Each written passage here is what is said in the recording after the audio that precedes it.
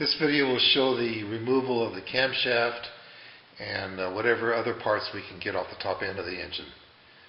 We won't be able to pull off the cylinder and the head because the frame will be in the way. But we also might as well take care of get this coil out. We don't really need to, but we'll take the coil off and the spark plug wire, and then we'll get the CDI. The CDI is this part over here. It's not underneath this case that says CDI on it.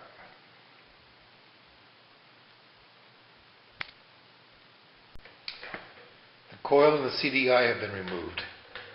So now let's take this pulse generator cover off. And it's secured by 2 Phillips head screws, which will probably be on very tight, so you may need the impact screwdriver.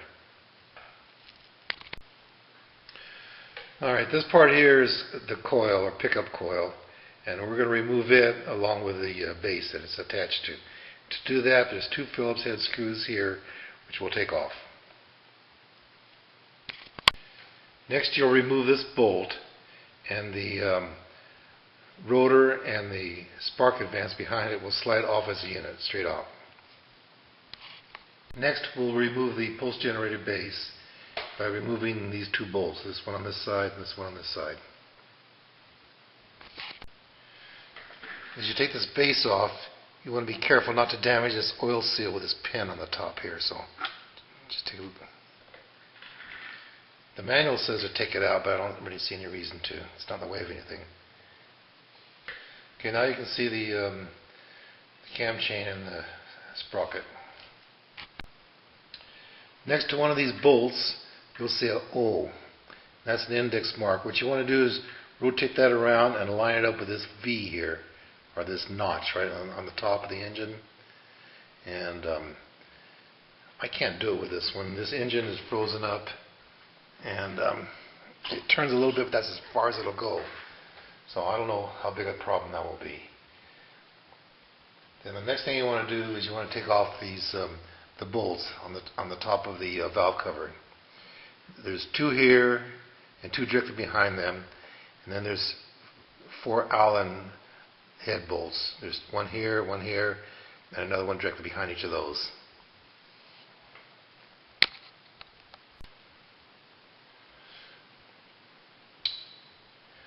Okay, I took the cap nuts off and the copper washers and those hex head bolts, and tried to get the valve cover off, but it hits the frame, so it won't come all the way off.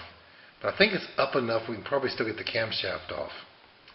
And I forgot to take these 2 bolts off. That was supposed to be done at an earlier step, but we could probably still do it. So let's see if we can get the rest of this off.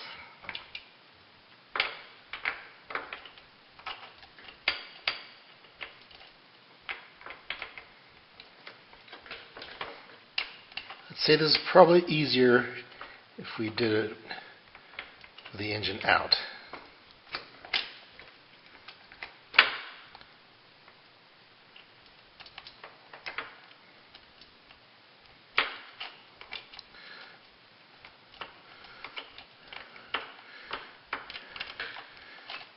Oh, there we go.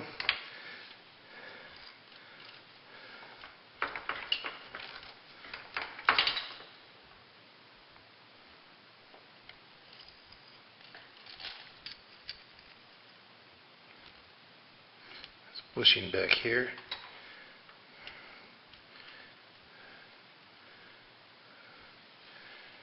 Okay, cam is out.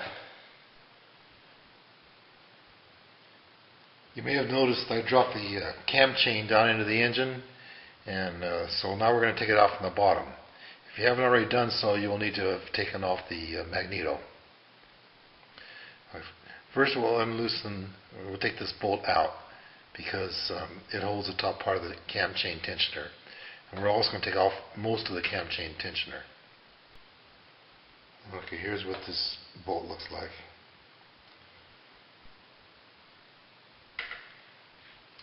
Now we'll take this bolt off, and you'll notice the end of a spring hooked over this arm here. So you'll put that back in the same position. Also, the other end of the spring is up over the the aluminum little ledge under there. Okay, this part is off. Now you can take the cam chain off.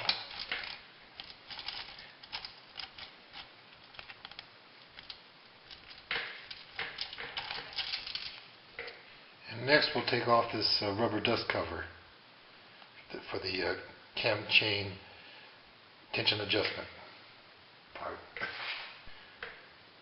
Now there are two more parts to come off. This one takes a 10 millimeter socket and this a 14 millimeter. So you unscrew and remove both of these. Now we can take out the cam chain tensioner.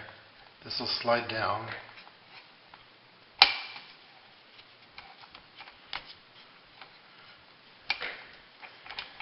And it'll come out. There are a couple other parts in here, a couple wedge-shaped parts, and we can get them out with a magnet.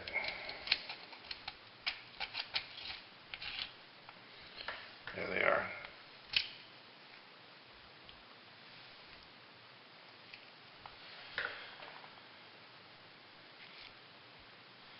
Okay, there's one more part here, this cam chain guide, and I haven't figured out a way to get it out. So we may have to do that after the cylinder has been removed.